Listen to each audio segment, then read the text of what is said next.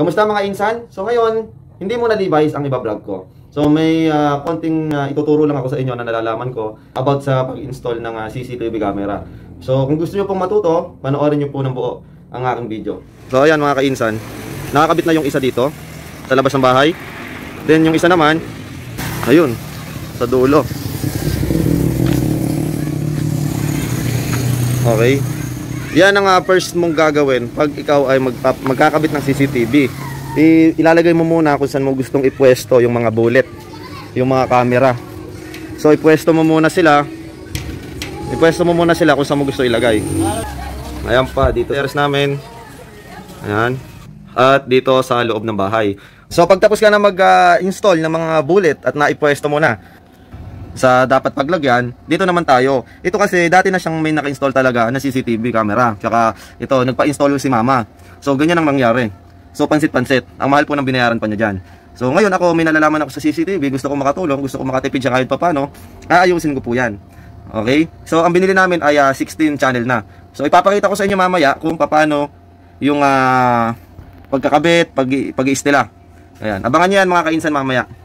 Aayusin natin yan para hindi pangit tignan at nakakatakot. Baka mag-short. Ayan. Tapos ayun yung saksakan niya. So sa isang wire, dinalawa niya yung saksakan. So ayan, yung dalawa yung extension na yan, iisang supply lang po yan, which pwede naman po yan. Pwede naman. Kaya nga lang nakakatakot din. Kaya ayusin na lang natin mamaya. Okay, so ngayon mga kainsan, syempre kailangan natin ng tools. Ito ang kailangan yung bilhin kasi kumpleto na to. Andito na lahat ng kakailanganin nyo sa pagkakabit ng CCTV. Ayan. So ito muna yung ikakabit natin dito sa DVR. Siguradong may matututunan po kayo sa akin. So babaklasin ko muna to at ikakabit natin siya dito. I-connect lang natin mga kainsan. Okay, ang kailangan natin ay Phillips screw. So ayan, natanggal ko na. Okay, yan yung pinagtanggalan ng tornilyo. 4 lang. Okay, 4 lang siya. 4 lang itong tornilyo tatanggalin. Depende rin sa DVR, minsan 6 pa yung iba. Oops! Ayan, yung itsura ng loob niya. Okay, buksan na natin. Nako, ito ang kailangan ingatan. Huwag ibabagsak. Okay, huwag ibabagsak. Napakaselan po nito. Sobrang selan yan. Ito na. Okay. So, bago natin siya i-fix sa kanyang base, ikabit nyo muna yung wire. Ayan. Madali lang naman, makikita nyo kung alin yung malapad, kung saan siya lalapat. So, ito. Okay, ayan. Makarapat na siya. So, hanapin na lang natin kung saan siya pwedeng isaksak. So, ayan. Asan pa yung isang wire?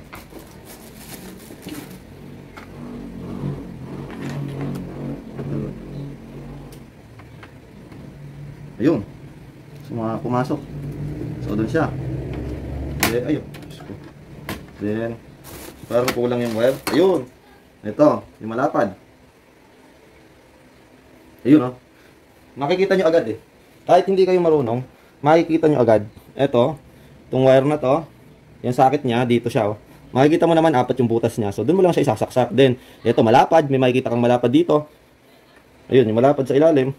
Yung sakit na yan, dun mo lang ipapasok. So, gets ba mga kainsan? Gets? Napakadali kung matututunan nyo. Kasi kaya ako natutong magkabit nito. May CCTV kami sa shop namin. So ako yung nagbaklas. Ngayon, once na ikaw ang nagbaklas, siguradong matututunan mo kung paano na ibalik. Okay, ayan. Nakikabit ko na siya. Then ito naman. Ito yung pinakapigaan. Pagtatanggalin mo siya. Kaya kailangan siya ay nasa ibabaw. Yun. So, okay. I-ano lang natin yung wire. Safety natin para hindi maipit. Ganyan lang siya, oh. Ngayon, i-fix na natin to. Yung 2 terabytes natin na hard disk.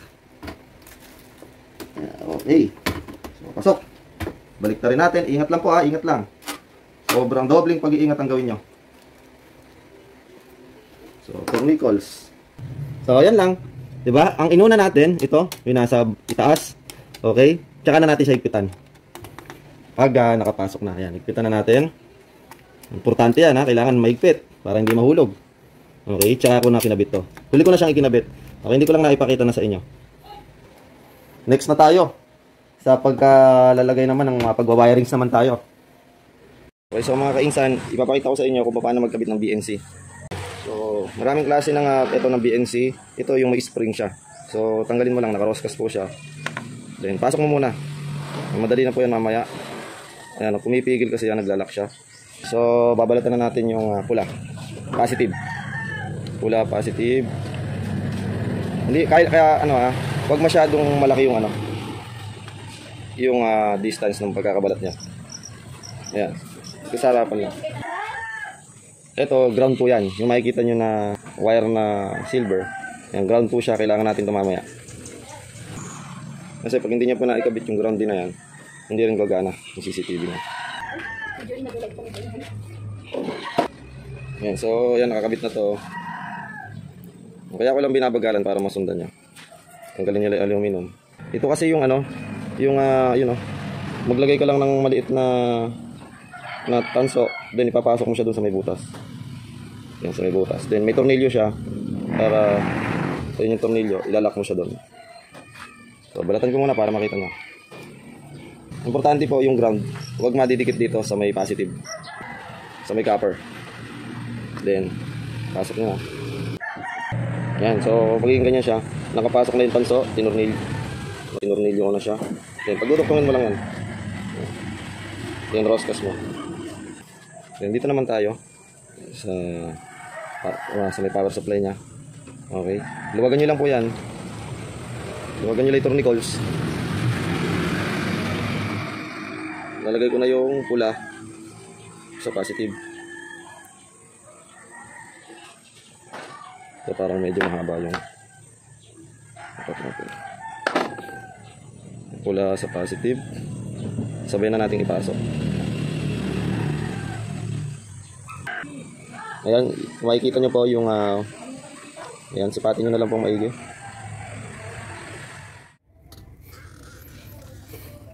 So ayan, tanggalin lang natin itong dating kakabit. Baguhin na natin yan para hindi ganyan kakalat. Pansit-pansit. Sakit sa mata pagka ganyan po yung itsura ng mga wirings. So ito yung para sa wifi yan. So yan, hanapan lang natin ng magandang pwesto. Ang DVR natin dito siguro mas okay. 7 inches. Lagyan natin sa hammer.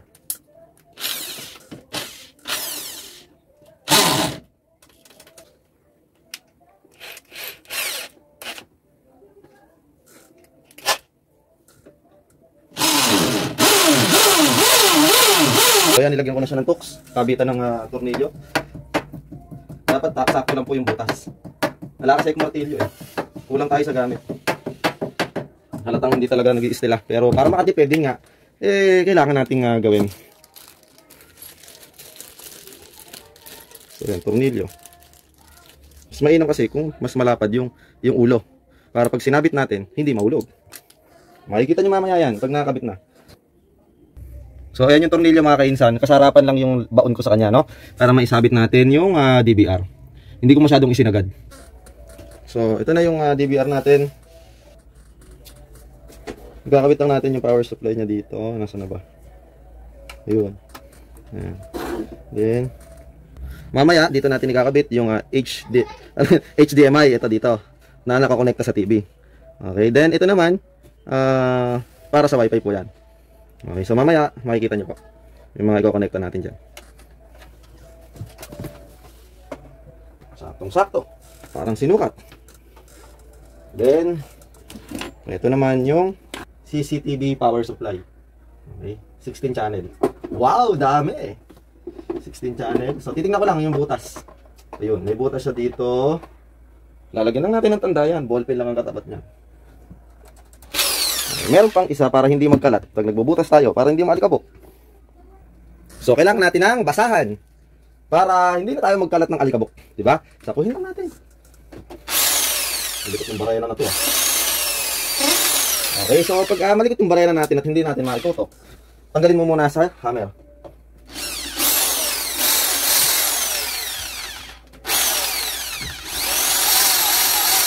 Okay, meron na siyang tasbu na maliit.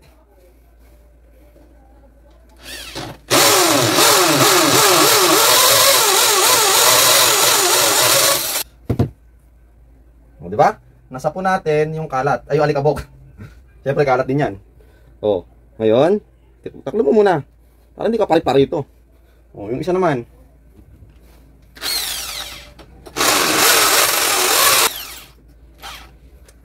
Dapat sakto lang din yung lalim. Tansyado natin dapat yan.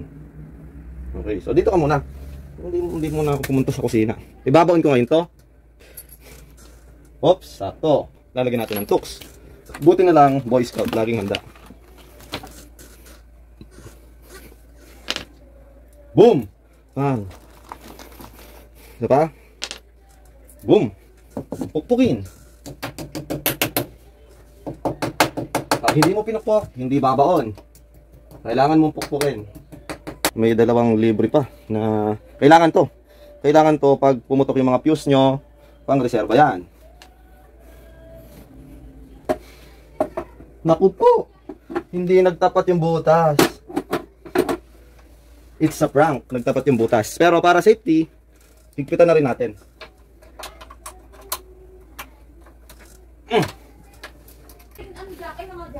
Naku, ang hirap nito. Sabit-sabit. Ayan. So ayan mga kainsan. Itong pula po, positive po yan. Dito nyo dito kakabit yan. Sa may plus. Itong pula, ayun sa may plus siya. Sa tapat ng plus. Ito namang itim, negative yan. So dito siya yung negative. Ayan sa, siyempre, dyan sa tapat ng negative mo isusuot. So ikakabit ko na po siya. Medyo nanginginig ano, pasmang gutom. Wait lang. So ayan mga kainsan, nakakabit na siya. Ulitin ko po yung pula sa positive po, yung itim sa negative. So napakadali lang po niyan. Then ito nilagay natin sa number 1. Ito, ayan nakalagay siya sa number 1. Tingnan niyo yung connecta. Ito yung wire ha. Oops. Uy, nasa number 1 din siya. May mga number po yan. Pero wala namang kaso. Pero mas mainam kung susundin mo na lang yung numero.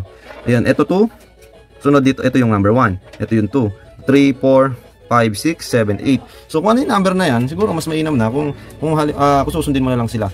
Halimbawa sa 15, 15. Yun lang po mga kainsan. So yun mga kainsan, medyo maingay lang dahil may nagla-live selling. Okay, nagla-live sila ng jacket. Okay, papakita ko lang sa inyo, napakadelikado po nito. Okay, kumbaga nakarekta na po yung power supply niya dito sa may outlet. So mas mainam po talaga na meron tayo ng power supply na nakabukod at iwas ano na rin po yan, short. Kasi pag nag-short po, walang katulad nito na may mga fuse. So importante po yan. Okay, mauuna munang pumutok yung fuse bago mag-short. So yun ang napaka-safety po nitong power supply na to. Yan. So ayusin ko na po yung mga wirings, makikita nyo po yan mamaya. So ito mga kainsan, yung HDMI. Yan yung HDMI natin. Then ayun, nakakonekta yan sa TV. HDMI 1. So yan, nakakonekta sa TV. Konekta natin dito sa DVR. Para hindi palupot. Gawin natin para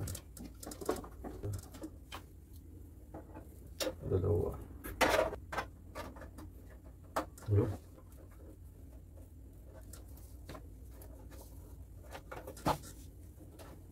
Ipit ko na lang siya mamaya dyan. Then off muna. Off. So ayan, ikakabit na natin tong sakit dito.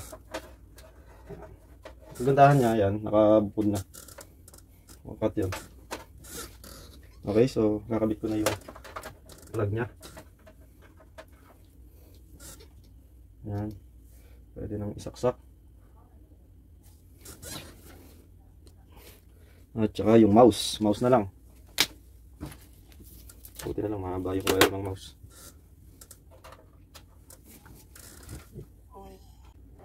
Yan, so start na tayo dito sa may monitor.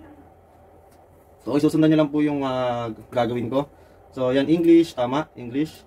So ito kailangan mo mamili dito para mapindot mo yung next. Kasi pag di ka namili kahit ano dyan, ito pili na lang natin ito. So pwede na siya standard video.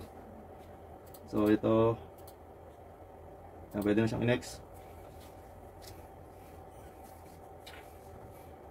So yan yung lalabas. Okay, basahin mo muna lahat yan. Then checkan mo na. Then next. Okay, kailangan yung oras, system time. Anong oras na babe? Kasi minsan may late, may advance. 11:06. 11:06. Ayan, sakto na yan. Pacific time. Next. Ayun. Ito rin to. 1, 2, 3, 4. Ayan, QWERTY, 1, 2, 3. Kailangan kasi may number.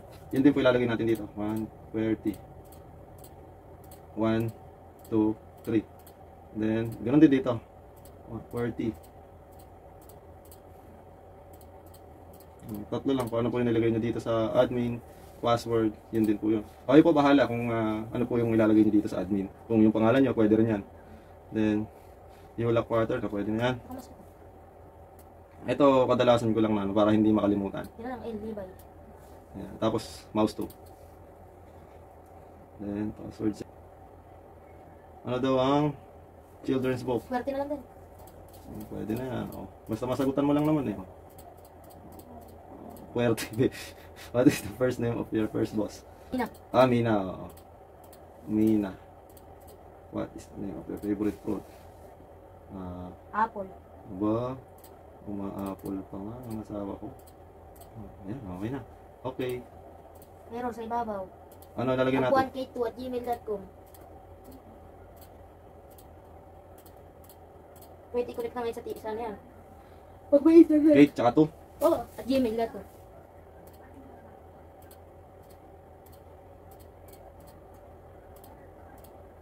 Ang daling pindutin ng mouse nila.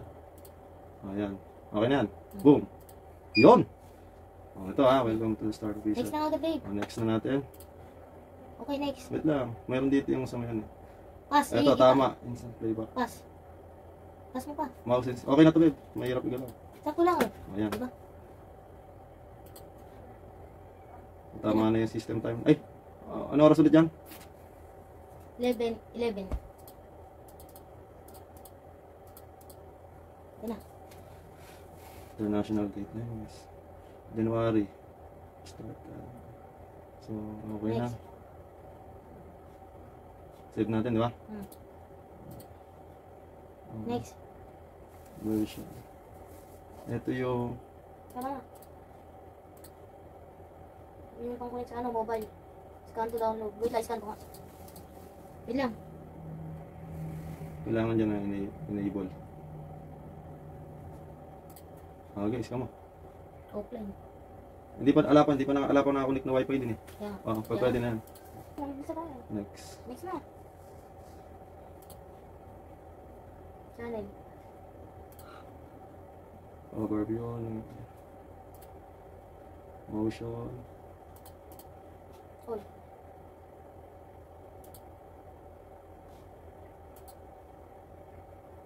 Okay. Hindi gumawa na. So, yun lang mga kainsan. Yan, so okay na siya mga kainsan. Nagre-record na siya. Hanggang bubong po, nalagyan natin ng CCTV. So, pag may bumaba diyang manananggal, makikita siya agad. Kasi kaya may CCTV dyan, minsan kasi may bumabato sa bubong namin. Ewan ko kung ano yun. Kaya malalaman na natin kung saan nanggagaling yung bato. Then, eto, tatanggalin na natin itong spaghetti na yan. So, maraming matatanggal na wire. Mas malinis tignan. Yan. So, clear na yung ating sahig. Okay, wala nang mga wire-wire na nagkalat dyan. So, tapos kumonte yung mga nakasaksak dito sa extension. Dahil ito lang naman yung nakadirekta sa may power supply. Then, ayan, nakaayos na yung wire natin. Pagka nakabili po ako ng tape, iti-tape ko lang siya. Ang gagawin ko lang dyan, okay, sasakalin ko siya ng black na tape para masinsin at hindi masyadong, yan.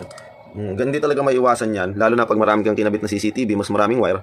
Okay, pero at least kahit pa paano, hindi nakamukha na nakakatakot na mamaya may mag-short or what, pansit-pansit. Ngayon, okay na siya. So, yan guys, sana may natutunan po kayo mga kainsan. Okay, don't forget to like, share, and subscribe. And click the notification bell para ma-update po kayo pagka mayroon akong bagong video. So, yun lang mga kainsan. Maraming salamat po. God bless. Bye-bye po.